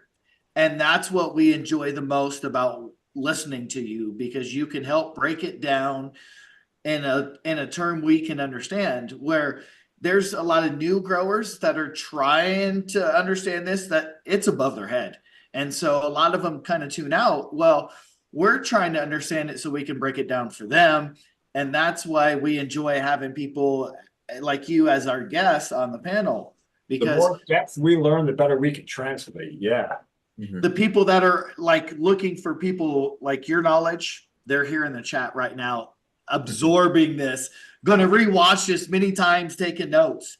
And that's what, like, listening to your, you on other channels such as Future Cannabis Project 1 and 2, both of those. There's a few other channels I've watched you on, but those are like channels that I go back and I watch, and I have to listen to it a few times, because some of the information you drop, it goes over my head, and I have to go back and listen to it and kind of pick up on it, because I don't get it all right away. And it takes me several times to listen to everything you're saying to pick up on it, because it's like reading a book. Every time I read it, I don't always see the same information, and I got to go back and reread it a few times to really try to get all of the information out of what it's stating. And that's kind of like listening to Nick. I caught it. You threw out a lot of great examples, but you did not throw out the organic, the Smileys, the organic takeover with Nick, and go back and catch those episodes. Some great knowledge as well. Just wanted to throw that out there. They're there. Lots of resources here on Eagle Gardens. Try. Cheers. So I wanted to know, I try to pick up things on what people do. A lot of times when I'm doing interviews, I pay attention to like people's book collection behind them. I try to like pick up little hints on where they got to where they are and why. And tonight you've left me wondering strictly by the vessel you've been drinking out of tonight. What in the heck are you consuming over there this evening? Uh, This, it's a little fancy teacup, but this is a particular type of oolong that one of my friends sent me, and it's so I'm very much so into tea. I drink a very specific kind of tea. It comes from a very distinct and small production region that has one of the oldest established and recorded histories of oolong tea production in the world. So it's kind of a special place, but it's also relatively like lesser known, so to speak, even though it's like the mecca of oolong production. So that, that's the kind of tea that I drink. But the guy that I get the tea from, he sent me a sample of a cultivar that was taken from a surrounding region to this area, and it was grown out in Taiwan at a very high elevation for the past probably 10 or 15 years or so. And he just recently released it for sale on his website. So I've been kind of drinking through it, and yeah, it's been interesting. It's a good tea for sure. And the degree of oxidation isn't too. You can tell it's like kind of looks like a fulvic acid. It has this really nice gold color to it, which is an indication. A couple of times you were contouring over there. You were kind of swishing it around the palate a little bit and really enjoying it. That's why I had to ask, to be honest with you. Do I remember correctly? Is oolong high elevation, and then is that like pan dried and seared or something like that? I was reading up on teas and how they were processed differently a while back. Yeah, so they're all like, tea is interesting because it's basically the same plant, and depending on how you process it, you might get a white tea, you could get a green tea, you can get an oolong tea or a black tea, depending on various stages of oxidation of the material. And because people have been doing this for so long, they've developed these cultivars that kind of fit naturally into these processes. Like there's certain production regions where they've just been growing this cultivar and processing it into green tea for hundreds of years, for example, or 200 to 300 years. The history of oolong tea production goes back to the Phoenix Mountain Range in China, and probably about 1,000 or so years ago in recorded history. And the idea basically is they take the leaves, they allow them to go through a certain level of oxidation where they just kind of like dry out in the sun naturally, sun dried. And then the idea is to break the outer layers of the leaves, the cellular constituents of the leaves, by means of mechanical agitation. So they'll actually put them out into these large bamboo baskets, and they kind of toss them vigorously. And this like bruising of the leaf edges, it's kind of like an apple browning. It's exactly the same oxidation mechanism that occurs, but the outer edges of the leaf end up browning. And if they do it the proper way, they can kind of get it down. As it browns, it loses its moisture, so it dehydrates, and then it's a very complex making procedure for it. But then they'll kind of like pan fry it to arrest the oxidation mechanism, the enzymatic oxidation, and then they'll charcoal fire it. So that's where they develop a lot of the flavors. But they end up having very complex flavor profiles, like tropical fruits, like passion fruit, lychee, mango, plums. Peaches is a very common one that a lot of people get, and they're pretty apparent too. It's not something that you would have to drink and be like, oh, I think I can taste peaches. And it's like insulting Mike Tyson's lisp and having him slap you across the face. That kind of peaches. It's just like you can smell it from 10 feet away. That kind of peaches. It's like it's so profound that in this particular region in Phoenix Mountain, they actually named there's a kind of a naming convention. The cultivars are named after the fragrances that they produce. So there's like a honey peach fragrance. There's a honey orchid. There's pomelo flower.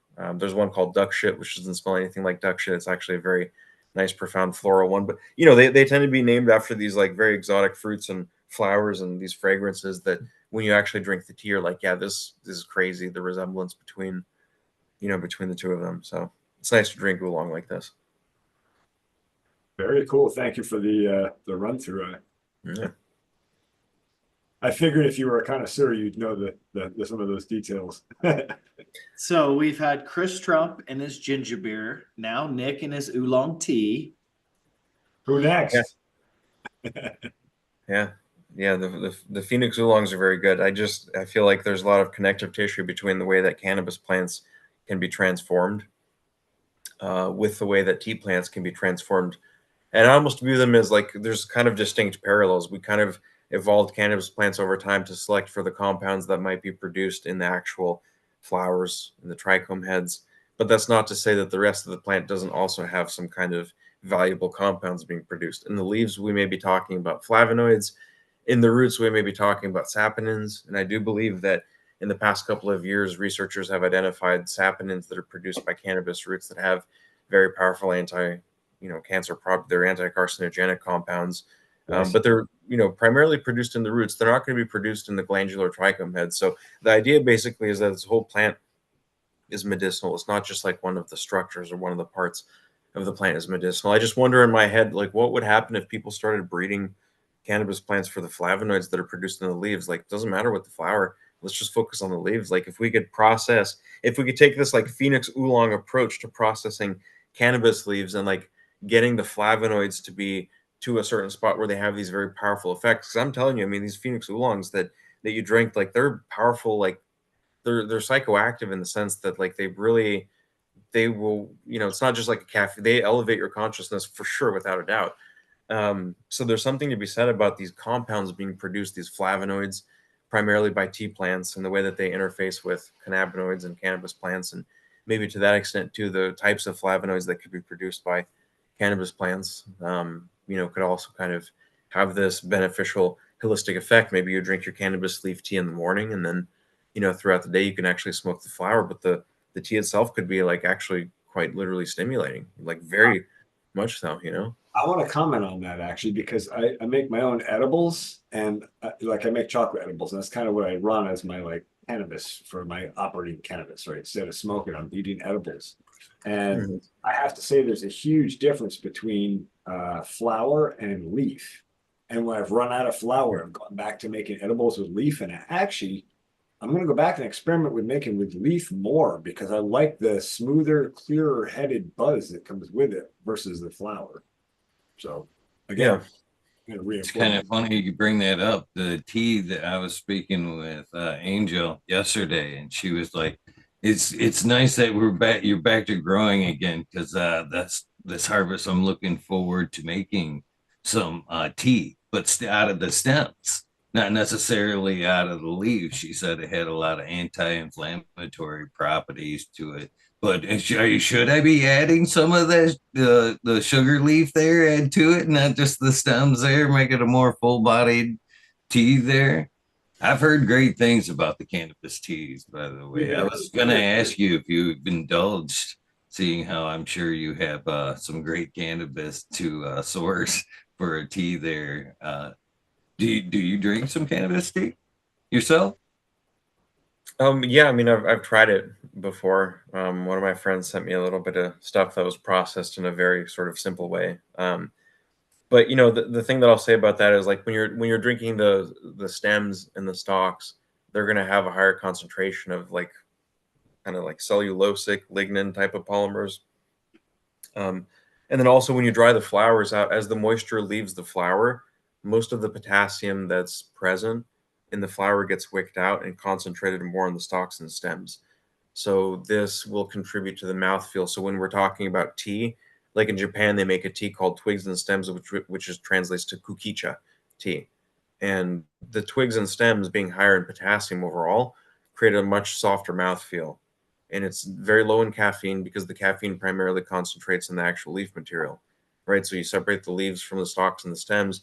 You sell the stalks and the stems, and it's less expensive, softer mouthfeel. It's a little bit more tolerant of brewing conditions and parameters and all that stuff. Not as stimulating. I would imagine the same thing would be true of cannabis, where maybe some of the leaf constituents besides chlorophyll, um, you're probably not gonna find a lot of like terpene and cannabinoid synthase enzyme activity in the leaves unless it's the actual sugar leaf and you're dealing with the glandular trichomes themselves. But some of those flavonoids that are present inside of the leaf or some of the other pigments, I guess you could say, or whatever comes through in the fertilizer program, that stuff could probably be extracted back out and made into a tea that's quite beneficial and quite healthy as well. It all depends on what you feed the plants, though. Yeah. Organic material. We've reached that point, guys. 10 o'clock came around pretty quickly. I appreciate your time, Nick. It's always a lot to take in. I'm glad for the replay, to be honest with you. Hopefully you'll be interested in coming back for another episode or two here in the future. I mean, it's like I said, it's a lot to take in, and you're a great presenter of the knowledge. So Thanks, I appreciate it. Yeah, I would definitely love to come back in future time. So I appreciate you guys taking the time, and always good to be here. Nick, you're amazing, dude. Thank you. I hope you will come back. I hope I can talk to you in the future too, outside of this. I'm sure you're a busy guy, but I'd love to chat more about some of this incredible info, and I'd love to hear more from you. Thank you. Yeah, you're welcome. Yeah. Once again, what was the discount code at rootedleaf.com? It's Eagle20 is what it is. Let me double check here, but the coupon code is Eagle20, and it'll give people 20% off. We're going to be doing a 420 sale as well, and that coupon code will give you 42% off, not 20% off, starting the week of the 15th. We'll do so. Write that down. If you guys are interested in trying the products out, Eagle20, 42% off any size order, starting the week of the 15th. And if you guys have questions, or if you want to, reach out and follow up about any of this stuff, you can reach out to us on Instagram. I'm usually the person that answers the Instagram messages, so just check us out, Instagram, The Rooted Leaf, and then send us an email, info@rootedleaf.com.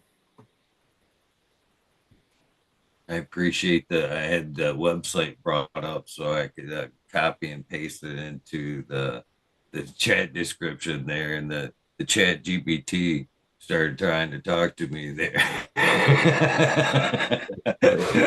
Yeah, that AI is, it's been good for us so far, but it's still AI, so it's got a lot to learn. Still in kindergarten. That's right. Cool. Well, I appreciate it, guys. Everyone have a good night, and I'll see you guys here soon, hopefully. Awesome. Thanks, Nick. So Thanks again, brother. Well, guys, I appreciate you guys 100% for following along in this ride. Couldn't do it without you, that's for sure. Thanks for having us along, as always. Nick is a wealth of knowledge, and thanks, Eagle, for getting him to be a part of the show so we can get some of that information out there, because he answered a lot of good questions that we had for him that a lot of new growers need to know and understand. And hopefully this will help kind of break down that barrier for them. Yeah, man, he was just amazing. That's some of the most clear, concise info that I've ever heard. Like he just really spits it well. I guess we can divulge. I know you kind of asked earlier, who's next? I don't know who Dragonfly Earth Medicine, what drink they have special, but I'm sure they have something. I'm thinking it's in the way of a kombucha or something. But wait a minute. We need these people to understand, though. This is not in 2 weeks. This is next week. Yeah, we got to get things back. Oh. So we're having a week or show 2 weeks in a row. That's what's happening. We're hitting on all 4 cylinders. We had to play catch up. We had to move some rescheduling, and this is. And with that being said, I appreciate you guys for being so flexible and helping get things back on and make things work. You know what I mean? It's not always easy to make things work for everybody. It's like Smiley's figured out. I'm sure you guys have delting into this now. It's hard to line schedules sometimes, and when you're timesing that by 5, you can just kind of hoping everything falls together when you can put it together. And you guys have definitely bent and swayed and made this work, and I appreciate you guys is helping to keep this on schedule or getting it back on schedule for sure. You want to tell everybody where you guys can, where they can find you? Sure. Pharmacy Seeds Network, the Pharmacy Seeds Network, FARMACY, as in let food be thy medicine, on YouTube and Instagram. I'm Reboot Agriculture. And I'm around other places, but they're not big deal. Fine, yes. I'm Smileys_garden on Instagram. Also Smileys Angels and SmileysAngels.net. Any 420 specials they should be watching out for? We do. We got happy 420 coupon code, 50% off. Jessica just looked at me too. Was like,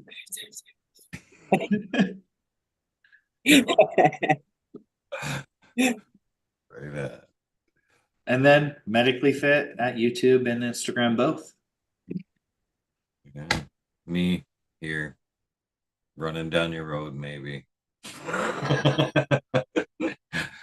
With that being said, you guys hopefully have a great weekend. I will see you Monday evening with the Weed Nerd World tongue tied tonight. Jeez. Yeah.